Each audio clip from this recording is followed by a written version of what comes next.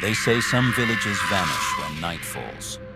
A place lost to the fog, where the living and the dead are never truly apart.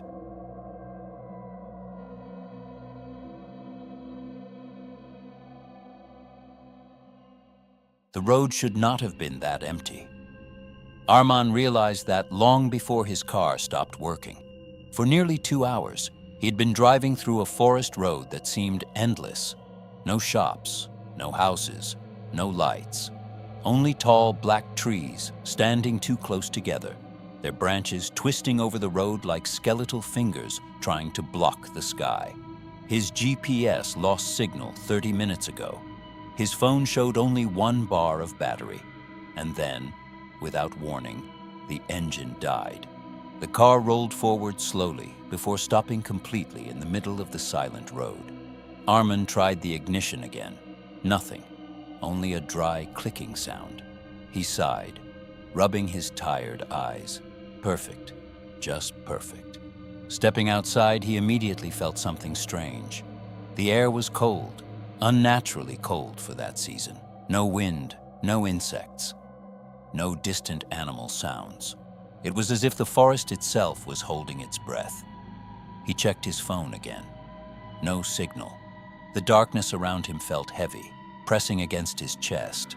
Staying inside the car suddenly felt worse than walking. So he grabbed his backpack, turned on his flashlight, and started moving forward along the road. Minutes passed, then more minutes. The forest never changed. Every tree looked the same. Every shadow looked deeper than it should be. Just when fear began creeping into his thoughts, he saw something ahead. A faint orange glow. Light. Relief rushed through him as he walked faster. Soon, small wooden houses appeared between the trees. Lanterns hung outside doors, flickering gently. Smoke rose from chimneys into the dark sky. A village. But something felt wrong. There were people standing outside, watching him arrive. Not talking, not moving, just watching. Arman forced a smile and waved awkwardly.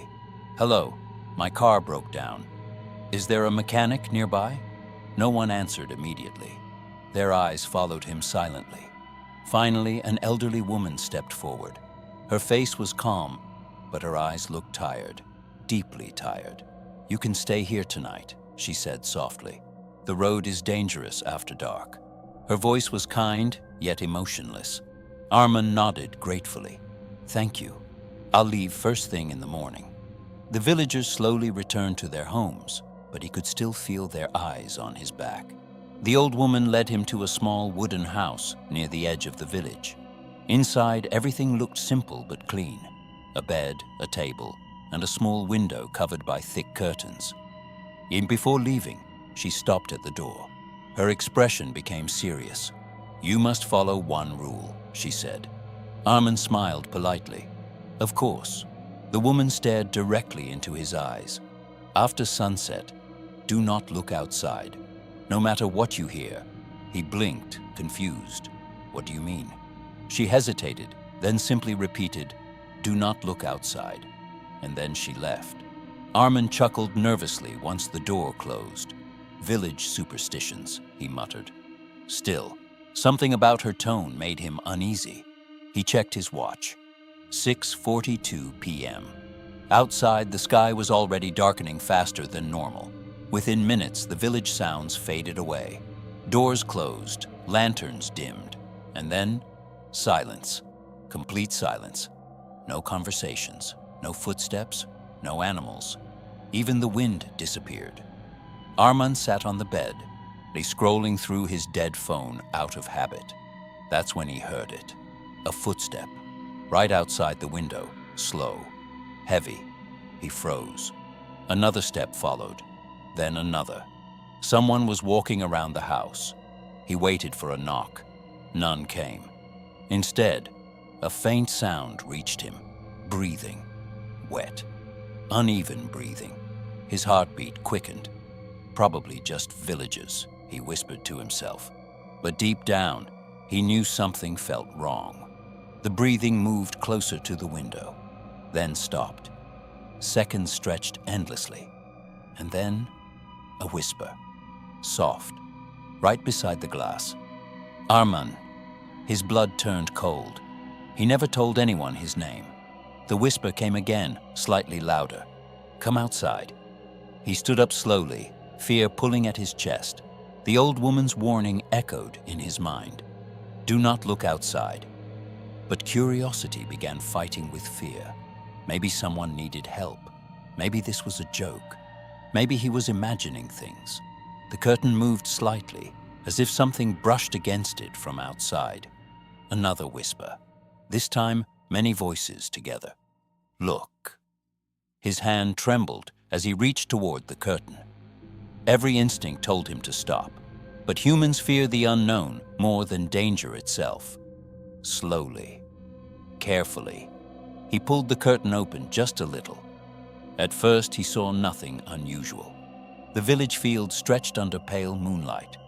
Then he noticed them, the villagers, dozens of them, standing far away in the open field, perfectly still, facing the forest, not moving, not speaking, just standing. Arman frowned. What are they doing? Then the forest moved, not from wind, from shadows. A dark shape slid between trees, tall figures bending unnaturally, crawling closer with movements no human body could make. They were too thin, too long.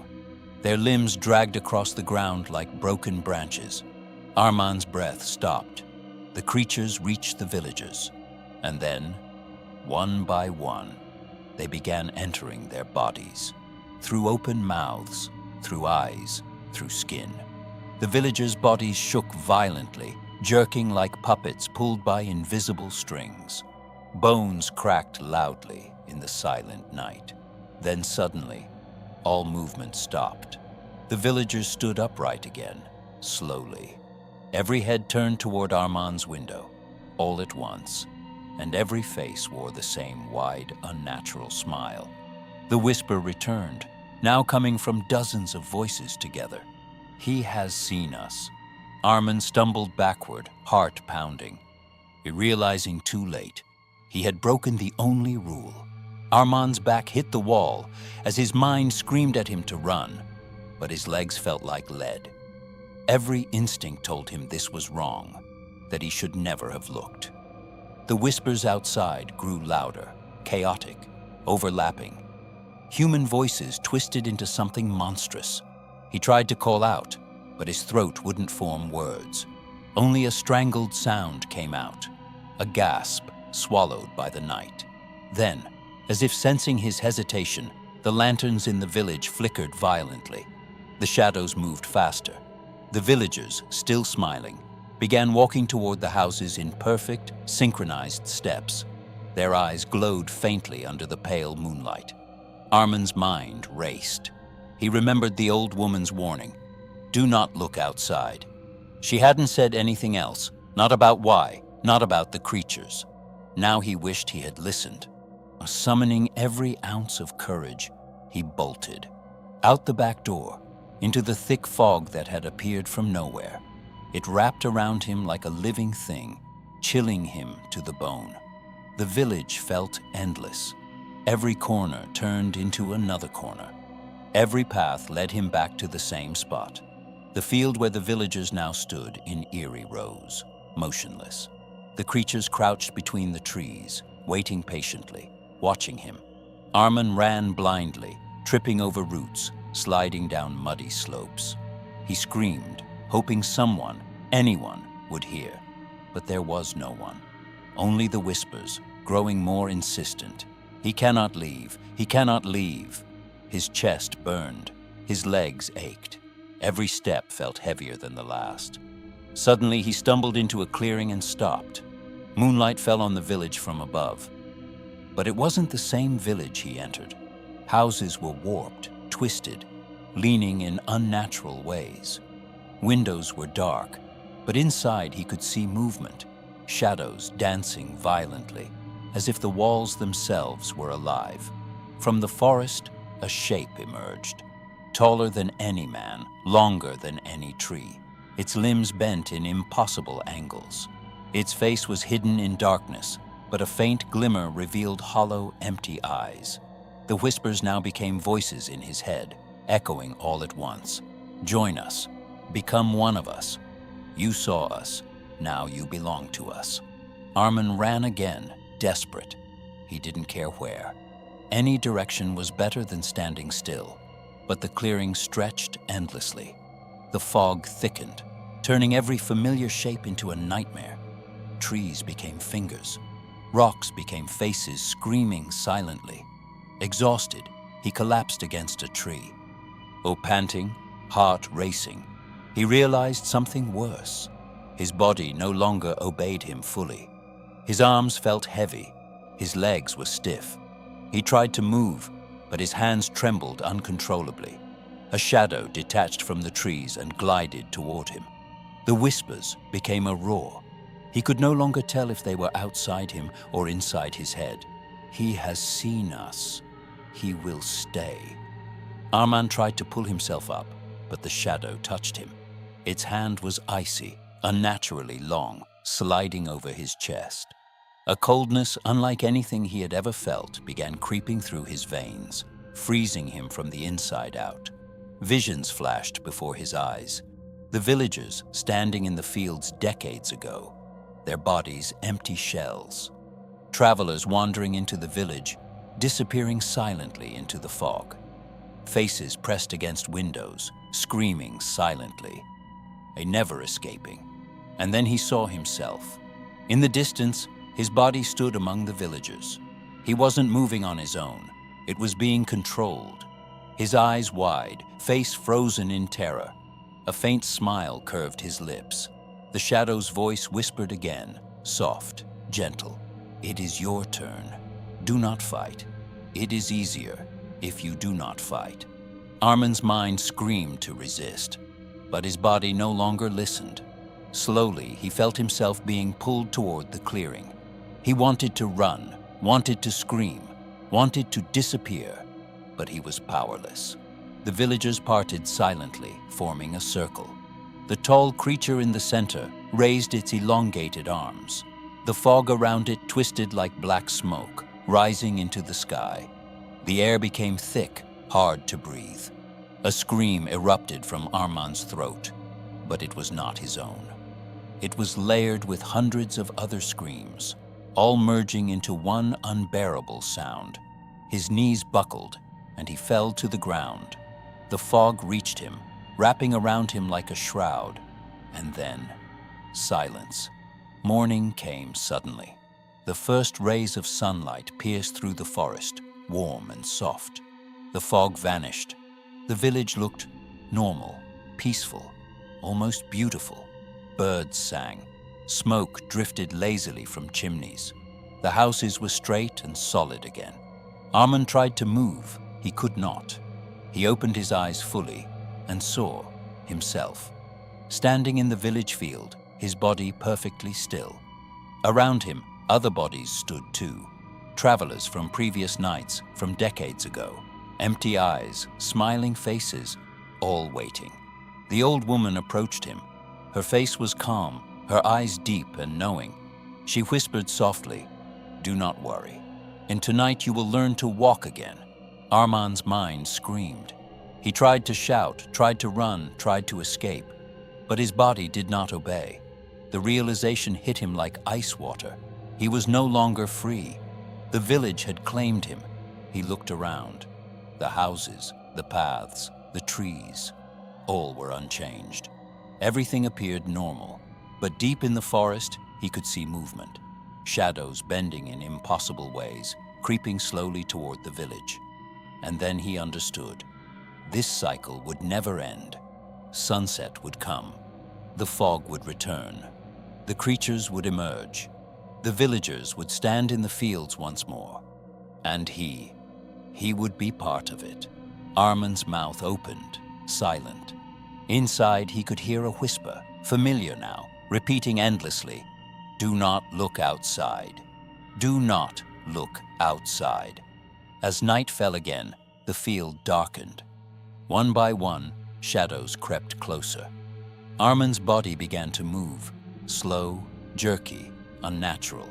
He walked forward into the field, toward the other villagers, toward the fog, toward the forest. He had seen the truth, and now he belonged to it. The village waited patiently, and as the sun disappeared behind the trees, the whispers rose again. He has seen us. Now he will stay forever. The night was silent once more, except for the soft, chilling footsteps of one more villager walking into the fog. To be continued next story. In a small, sleepy town, nothing ever happened.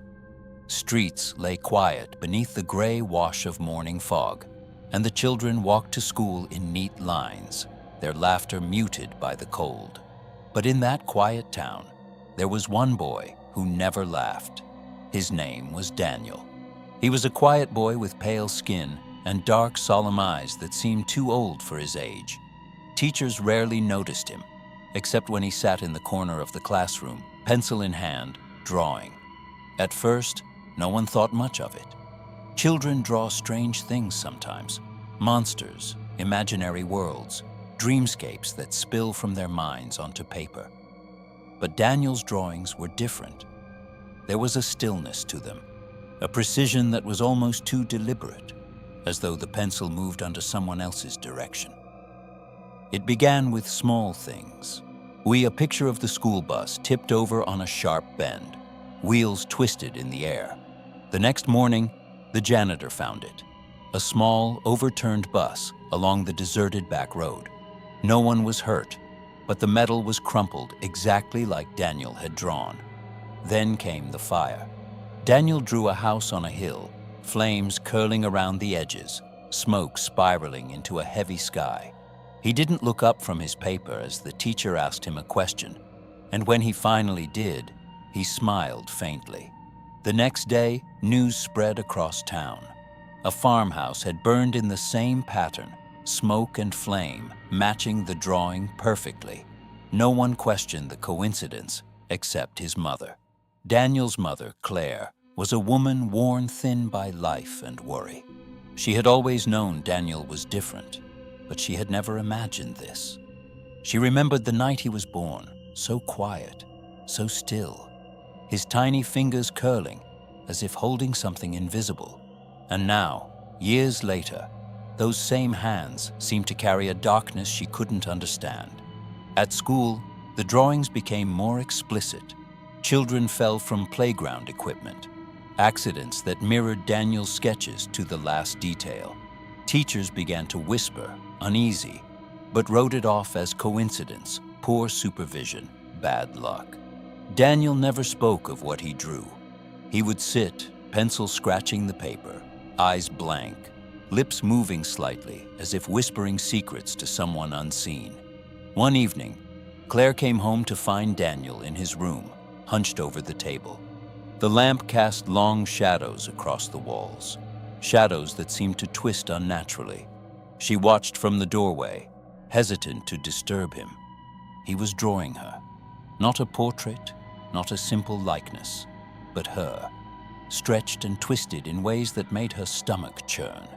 The pencil moved in loops and sharp angles, forming shapes she couldn't comprehend at first. Then she realized it was her in the kitchen, falling, her face frozen in terror. "What are you drawing, Daniel?" she asked softly, her voice almost a whisper. He didn't look up. "Just a picture," he said. His tone was flat, detached, as though speaking to a stranger. Claire's heart pounded. It's me. Why are you drawing me like that?" Daniel tilted his head slightly, the faintest smirk brushing his lips. "Someone helps me." Her blood ran cold. She knelt beside him, reaching to touch the paper. But before she could, the pencil shifted in his hand, jerking violently as if guided by some unseen force. And Claire recoiled. The lines on the page darkened, thickened, forming shapes that no child should know. And then the shadows moved, not just from the lamp, but in the corners of the room, stretching along the walls, pooling beneath the furniture. Claire thought she saw a figure, tall and thin, standing behind Daniel. The shape was darker than the darkness itself, a void that seemed to breathe. "Daniel," she said, voice trembling, "who's helping you?" He looked up for a moment. His eyes were glassy, distant. "I don't know," he whispered. "It's there. It tells me what to draw." Claire swallowed hard. She felt a surge of fear unlike anything she had ever known. She wanted to run, to escape, but she couldn't move. She could only watch as the figure, if that's what it was, leaned closer to Daniel. And the pencil scratched a new line, a line that traced her own hand as if it were no longer her own. In the days that followed, Claire tried to stop it. She confiscated pencils, tore pages from notebooks, locked them away. But it didn't matter. Daniel found other surfaces, walls, furniture, even his own skin. Lines appeared overnight, etched deep and permanent, as if the entity guiding him could bend reality itself. One morning, she awoke to find her bedroom walls covered in drawings, the fire, the accidents, her own terrified face. The house smelled of graphite and something worse, something metallic, like blood. She tried to wash the marks, scrub them off, but they remained, smudging only to reappear more clearly. She confronted Daniel that night. He sat in the corner, drawing in silence. "Stop," she begged, voice cracking. Please, stop." He didn't answer. He didn't even look up. The pencil moved faster now, guided by a rhythm that was not his own. The figure in the corner of the room swayed slightly, observing. Claire felt the walls closing in, suffocating her. She tried to snatch the pencil, but Daniel's hand jerked, and a line burned into the wood of the table, then into her palm, as if the entity had followed her touch. The realization struck her like ice. She had been fighting the wrong thing. It wasn't Daniel. It was something else, something ancient and hungry, feeding through him. The boy wasn't the artist, he was the canvas. Claire sought help, first from doctors, then from priests, trying to understand what had possessed her son. But nothing worked. The entity was patient, clever, beyond understanding.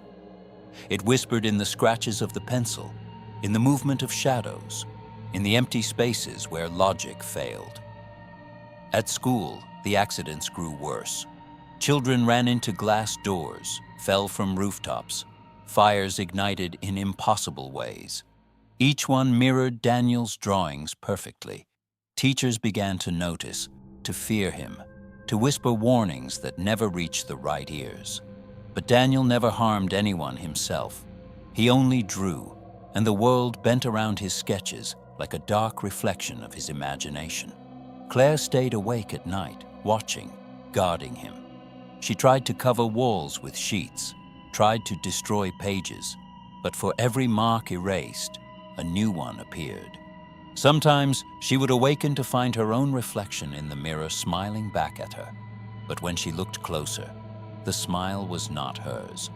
It was Daniel's. One night, the figure finally moved in a way that made her scream. Tall, thin, impossibly dark, it leaned over Daniel's shoulder as he drew a picture she had not asked for. The lines formed her silhouette, alone, falling backward into darkness. The pencil moved as if alive, carving the lines deep, and Daniel's lips twitched in a smile that was not entirely his own. "You can't stop it," he said softly. "It's hungry." Claire pressed her hands to her face, shaking, whispering, begging, "Please, stop." The entity, if it could be called that, didn't answer. It simply observed, guiding, shaping, waiting. And with every line Daniel drew, the world around them grew darker, twisted into the images on the paper. By the time dawn came, Claire had understood the truth. The drawings were not predictions. They were instructions, blueprints for destruction, and etched by a hand not her son's, carried out by something unseen, something relentless. And now, there was no stopping it. Days turned into nights that felt endless. Claire barely slept.